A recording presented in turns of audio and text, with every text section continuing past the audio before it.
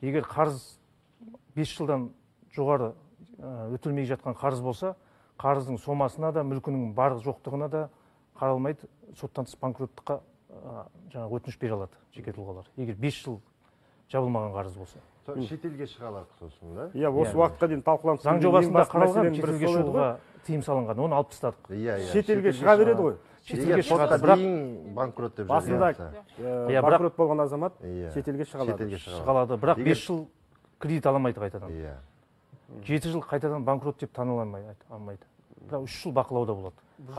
Көрермендер мысалы қателеспеу үшін, мысалы ол бір қарыз болуы мүмкін, бірақ бірнеше қарызы кейіннен мысалы 100 мың теңге немесе жаңа бөліп төлеуге бір нәрсе алуы мүмкін деген секілді. Егер де ондай қолданып қойса, онда кірмейді ол банкроттыққа.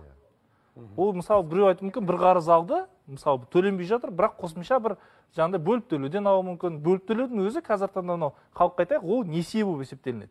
Ол несие сен кредитінің жаңағыдай ненде портфелінде көрсетіледі, несиелік портфелінде. Егер де сен шағын бір несие алып, мысалы алу мүмкін, мысалы жалақыға дейінгі деген мысалы тез жылдам ақша 20 мың теңге алды, оны белгілі төленді, оны банкротқа бере алмайды. Яғни оның қазіргі таңдағы жағдайы барлық берілген кредит несиелер бойынша, яғни 1 жылдан асу керек.